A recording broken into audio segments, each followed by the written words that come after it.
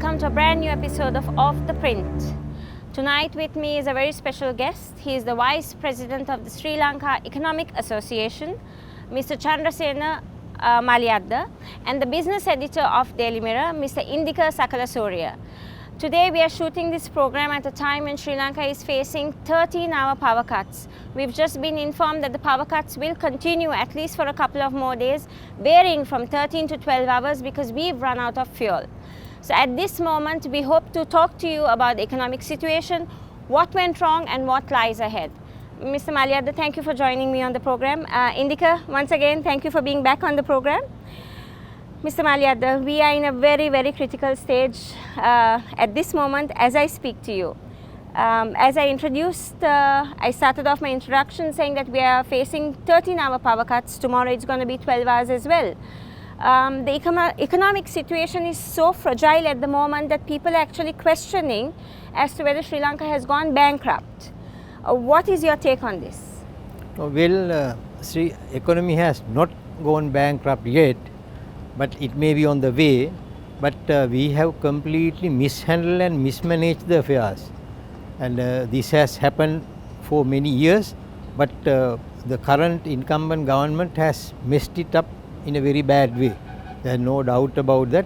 And there is no you cannot confide, you cannot trust anyone, because every minister is making a contradictory statement, and the officers make different statements, and they are also contradictory. And people do not know whom to believe. They cannot, so they go by the gossip mongers, the social media. So that is worse, because the social media and the gossip mongers might misinterpret things. But what happens is, when you lose the confidence of the people whom you could trust upon, then people have no choice. So now it has become so. One minister would say today that there won't be a power cut, but by the time he goes home, there is a power cut already introduced. We faced that in the past couple of weeks. That's right. So people have become helpless, as well as they do not know as to whom to believe. So this is the main issue we have today. Okay. Do you think there's been a lot of lies told by the authorities? A lot of lies, inaccuracy, false facts. Of course, inaccuracies, lies, contradictions, all are there. Because I think the issue is, they themselves do not know how we are going to come out of this issue. We are in an issue, and they have gradually flowed down to that issue like a river, but they really do not know as to how you are going to come out. So then they are trying to issue various contradictory statements, false statements, and then lies to keep the day going and save their face. You said a very interesting thing, that they don't know how to come out of this. The government, they don't know. Yeah. So that means that they have no plan at all to resolve this crisis, the economic crisis that we are facing. No, they more than that, they do not know how they have fallen into this mess. So if you know how you fell into this mess, then you can do certain corrective measures. But now they do not know. So therefore, what they are trying to do is, they are pointing the finger at the other person and say, this has happened over the years after introduction of the liberal economy, or the misdeeds of the previous government. But they themselves do not know as to how they have fallen into this mess and how they are going to come out of this. So this is where they are completely lost. Mr. Maliyadda, now as we think, it's the foreign exchange shortage is the biggest issue the country has, because the issue is there's a foreign exchange shortage, but it is not the issue. Issue, that is only a symptom of the issue. Okay. Issue is that we have failed to expand our export base, diversify the export products, diversify the export markets, and then we have failed to attract foreign investment. Then we have failed to attract other sources of foreign exchange earnings, and then we have been regardlessly expanding our import base. We have been importing almost everything. You name it, it is here in Sri Lanka. There are certain vehicles available which are not available even in the manufacturing country. But they are on our road. You look at the Sunday paper, the advertisements for various types of vehicles and various other luxury items. Whether they are really required. So this is what happened. We have never had a control on import. You don't have to control import, but you have to be sensitive. If you don't have means, then you have to be sensitive, and then you have to manage your budget. And on the other hand, we have completely lost earnings because the export base has not been expanding. So as a result of that, our expenditure, import expenditure has grown much faster than the export earning. So then it created the mess, and then we resorted to loans. And regardlessly, initially we went for official loans, official aid. Then we went for commercial loans. And I can remember even when we were getting the official loans, whether we had the proper idea as to how we are going to put into the correct use. It was not there. The initial stages, I can remember, I have just joined the ministry, and at that time there was a pressure for you to spend, disperse. So, and there was a pressure from the donor, there was a pressure from your higher official, there was a pressure from the treasury.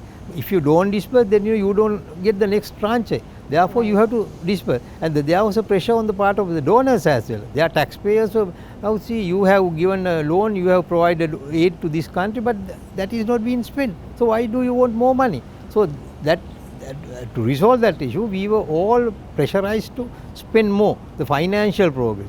But we were not worried about the outcome, we were not worried about the output.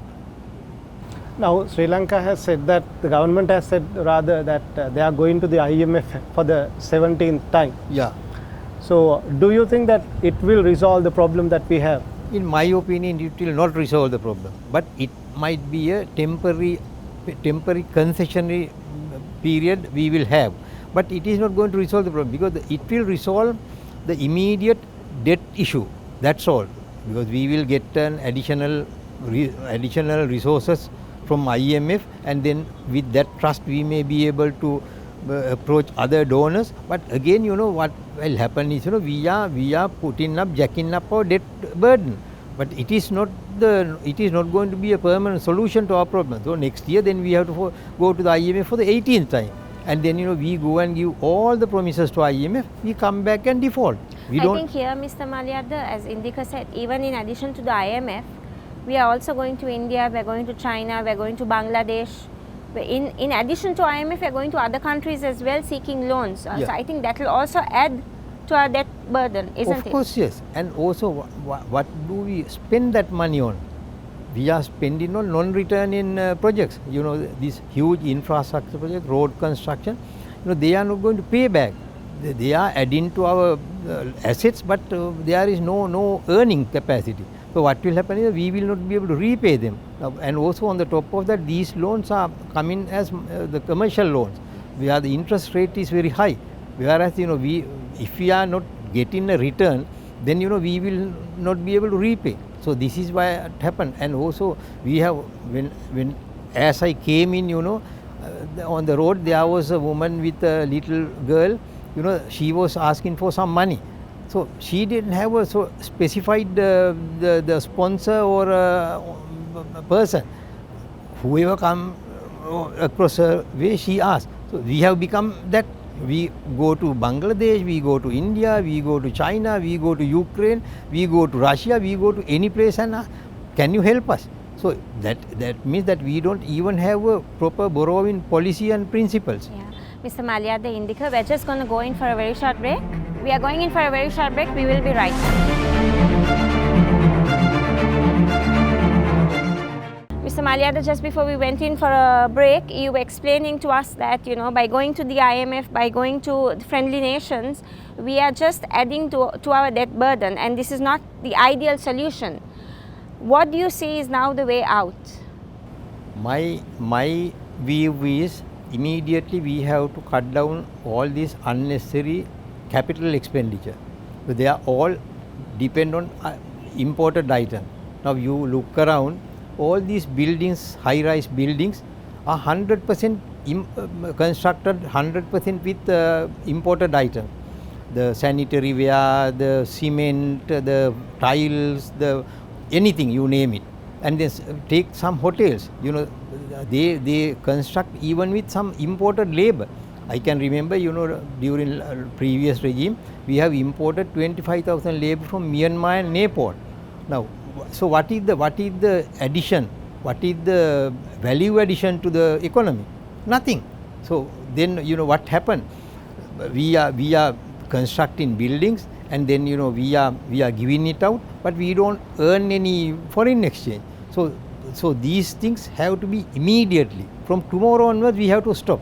Now the highways are being built up, but there are no vehicles. There are vehicles, there is no fuel. So what is the use of having highway? And the social cost and the economic cost is very high. So my suggestion is, from tomorrow, from midnight, you stop all the infrastructure work for at least 2 years. And Ms. Maliyadda, what do you think about the floating of the exchange rate, the currency float by the central bank? Because the idea was, to have more remittance income with the rupee floating. Yeah. So do you see in the future that more remittance income coming into Sri Lanka and helping the Sri Lankan economy? No, it would happen in a developed country where the market is perfect, but in our market is not perfect.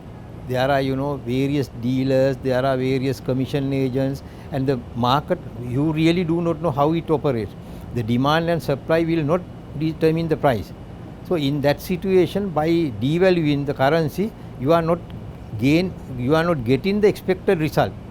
So it will only jack up, raise the prices, and then it will bring more hardships on the poor, not only the poor, even others, and then also the scarcity. So it is not going to help. So it's from the central bank and the finance ministry's part, they completely mismanage the whole situation. They mismanaged, because what happened was that there was no proper planning behind it, and then there were various proposals, suggestions, recommendations came from economists, the think tanks, and all that chambers, and they simply blindly floated the currency. But they did not forecast anything, they did not predict anything, they had only the wishful thinking, and as a result of that, now you can see the inflation is soaring in a uncontrolled manner. The March numbers just came in, it's about 18%.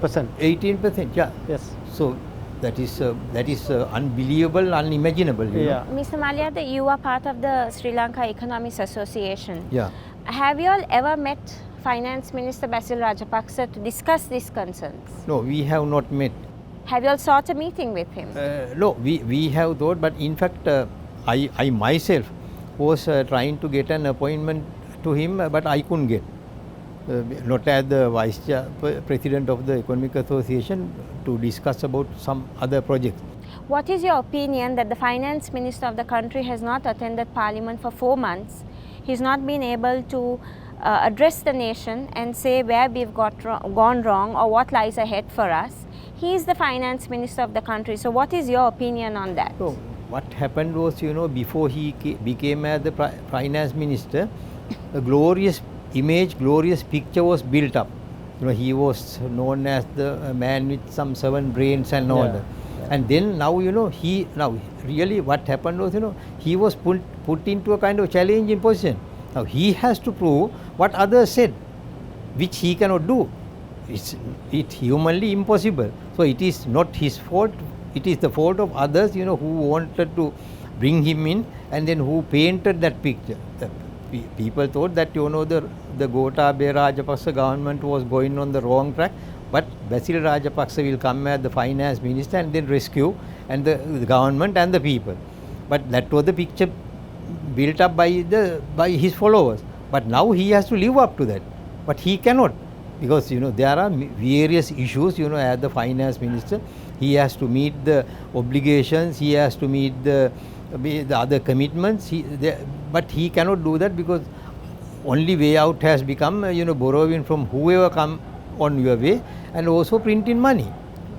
So he cannot come to the parliament, because how can one explain the situation? He cannot explain as to why we are here. He cannot explain how we are going to come out of this. He has no, not only him, the government, entire government does not have a solution, no plan, no policy. Right, Mr. Maliyadda, Indika, we're just going to go in for a very short break. We will be right back. Come back to Off the Print. So, Mr. Maliyadda, the million-dollar question is whether we are going to default. What do you think? Is Sri Lanka going to default on its debt? You know, I really cannot answer that. The way the central bank governor, you know, he has a magic wand. He you know, sort of now last time, no one knows as to how he paid the $500 million bond. So it was not disclosed how the money came in. So if he has some sort of hidden rabbits in his basket, then, you know, he might put out one. But otherwise, you know, if you rationally think, there is no way you can settle, because the simply foreign exchange reserves are not adequate. So whether you like it or not, willingly or unwillingly, you have to default. So, but I do not advise the government to default by purpose, you know. If you are unable to do that, go by default, that's a different issue. But if someone advise the government, you default and then face the tune, I think that's... Why do you say that? Because lot of economists are saying, you know, asking the government to default. Yeah, but it's simple, you know. Now if I borrow from you and then default, what would happen to me? I lose trust. Not only the money, you know, I lose trust, I cannot face you. So same thing will happen to Sri Lanka before the international community. In this global world, the global economy is built upon the trust and the understanding. So once you lose the trust, then, you know, you are out. You are out, and then, you know, it is a Robinson Crusoe world. Can you manage? You cannot now, because we have changed our habits, we have changed our taste, we have changed our consumer pattern. So with that, you know, you cannot get back to the previous eras where, you know, there are now it has come, but still this is why people protest. Now you can remember there were periods in which there were shortages of certain items, but people did not protest this way. Now this time, you know, entire population is protesting, irrespective of their rank and file and the age and all that. That's because they have lost trust. So that is within the country. And then what would happen outside? Outside, you know, people would not travel. The traveling, the trade, the tourism, all, because we have become so much the outward oriented country. So then once you lose that trust, once you lose that understanding, then, you know, you cannot face, you can go and paint a beautiful picture of Sri Lanka. Now we say we have good governance, we always go and do many promotional campaigns. You know, the Export Development Board does it, Sri Lanka Tourism Development Authority does it, BUI does it. But then what can they go and tell? There is no electricity, we have defaulted your the payment, your trust, and you cannot do any more promotional campaigns outside. With the inflation going up, there's an interesting discussion now happening, especially, you know, on social media, that Sri Lanka should go for a currency board. Yeah. What do you think about it? No, you know, now the issue is, you know, we have some current immediate issues, so we have to resolve them. But these are all symptoms of the chronic illness. So no one is talking about that. You know, by changing the actor or the pillow, you are not going to now you appoint a currency board, then the very same people will man that. So it is not going to resolve the issue. What we should do is, you know, we must immediately address the immediate problem as to how we are going to meet the people's needs, the needs of the economy. That's one issue. The other thing is why these things have happened. Where is the ailment, and what is it, and what are the causes? We have to look at them. We are still touching the tip of the iceberg. We should go for tough reforms. We have to go such reforms, you know, structural reforms. It may be, you know, now if you look at our exports, they are all forward with many forward linkages, but backward linkages are nil. With the export boom, the local producer does not get his share, his or her share. So, but the exporter and the foreign importer would get. So, we are more looking at the forward linkage, but now time we have to get back to this the how we have to put our house in order and then improve the backward linkages. So it is very clear that the current government has completely bungled the situation, the economic situation. So any future government, what is the course of action they should take? No, all the governments have bungled the economy from day one. You know, we are completing 75 years of independence by next February. All the governments has done. They have done in very different proportions, because maybe the short-sighted policies, emotion, then the momentary policies. We never had the long-term with a long-lasting economic policy or economic plan. So all the governments are responsible. In fact, it was very interesting. Mr. Ranil Wickremesinghe has said that you know, we all must get together and then face this issue. So I was thinking to myself that, you know, we all have independently ruined this economy. Now we will get together and do it. So as a group, so it is like that. You know, they all are responsible. But now what happened? You know, they all brought the Sri Lankan economy to the sick bed. The present government is trying to take it to the mortuary. Oh, that's a fantastic statement you have made. Mr. Maliyadda, personally I want to ask you, when the Rajapaksas came into power, there was a lot of hope that they would come and bring in the FDIs, they would come and bring in the development, and you know, the economy would actually boom. Today, obviously there's a lot of disappointment that they have failed. But personally, did you expect something different from them when they came in? I did. Really speaking, to be honest, I did not vote for Rajapaksa, but after he was elected, I had a lot of hopes, because the way he handled things, because he was not going by emotions, and but he handled things. You know, he visited certain places. That was the Premadasa style. You know, he himself did the micromanagement. But then what happened? You know, after the parliamentary election, all that is gone. Today you don't know. There was this so-called Gamasammaga Pilisandara, that you go to the village and have a discussion with, but they are all gone. But I personally thought that, you know, this is the right man, you know, who is in the right seat. As an economist, do you have faith in any of our politicians at the moment? Not me. The present government has done the job. Earlier, you know, we have been changing the pillow. The present government has sealed on that, said no, this government is better, others are worse. So there is no one whom you could trust. Mr. Maliyadda, unfortunately, due to time constraints, we will have to stop the program right now. But I want to thank you for joining us on the program. Indika, I know you have joined us amidst a very, very tight schedule because right now with the economic crisis, I know you have a lot to report about. But gentlemen, thank you so much for coming on the program. And I wish you both all the very best, and hope that we can overcome this power crisis soon and we can go back home to electricity. Thank you very much. That's all we have for the program tonight. Join me again next week for a brand new episode of Off the Print. Till then, goodbye, good night, and let's pray for power.